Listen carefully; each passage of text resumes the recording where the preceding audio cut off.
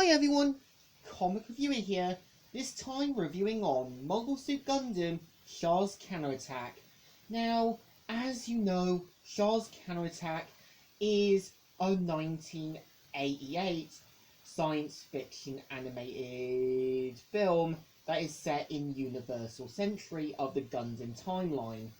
And keep in mind, this is meant to kind of be the ending point of the original saga from Mobile Suit Gundam to that continued through Mobile Suit Satyr, as well as Gundam Double Z, as well as being the final battle between Char and Amuro.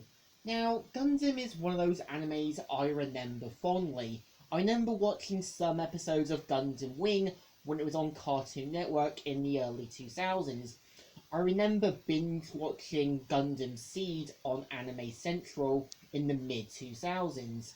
And I remember as a kid watching this on YouTube, the Japanese version, and when covering this now as an adult, I would say I have a more mixed feeling about it.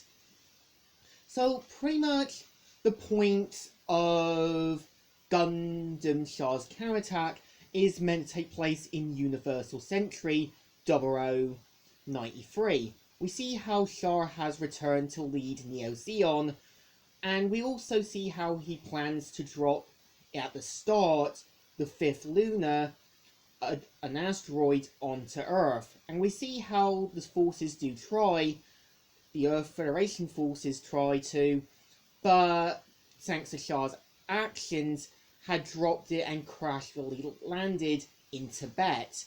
And after a Prime Minister offers to make a peace treaty with Char, it becomes clear that Char is just using this as an opportunity to get the access to drop it onto the Earth. And throughout the movie, we see how Amuro, Bright, and some of the other Earth Federation soldiers are quickly to try and take down Char.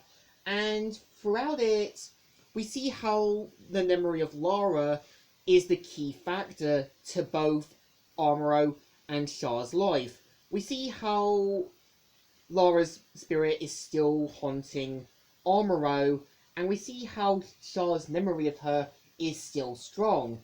And throughout it, we are introduced to some different characters. For example, when we're introduced to Quest, who is the kind of daughter to the Prime Minister, she's meant to be this arrogant, selfish, immature kid, and it becomes clear that Char just sees her as a reminder of Lara. And I feel is that she's meant to be a represent of that. Something that you can tell Amuro and Hathaway do see. And when you kind of introduce to Char's new officers, like Gimme, he kind of comes off as a bit similar to to Char, but a bit more cool-headed. And when you kind of got his other kind of officer, Nemi Migro, it kind of becomes clear she does get annoyed with Char favouring Quest, and it becomes clear this is like a who's who thing. And I would say the film itself feels a bit lacking, because we already see where Char is now, and we don't see any real motivation of Amuro wanting to go back into space to take on Char, and it would have been interesting to have seen Camille and Judah joining with Amuro in taking Char down. And it would have been interesting to see some of the other surviving Gundam cast members all banding together to take on Char. And pretty much I would say as well, is when we're introduced to the mobile suits, they are meant to be a represent of something. When you kind of got the RX Y Gundam, it's meant to sort of be a represent of Amuro's old mobile suit, and a sort of memory of the old days. And when you got Char's mobile suit, the MSN01 size B, it's meant to be a more represent to his older mobile suit, Saku, from the original Gundam series. And I would say what was good about the movie is the ending song, Beyond the Time. It lets you know that even though Armor and Char are gone, they are beyond the afterlife now.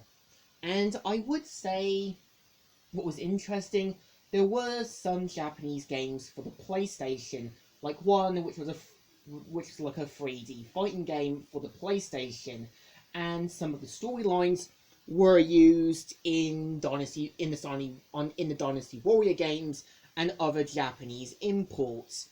And I would say as well, when looking at Char's Counterattack, it does try to cram everything together, but to me, this really should have just been a TV OVA series. And I actually know that Tomino originally wanted to use Char as a character for Gundam Double C until going for Char's Counterattack.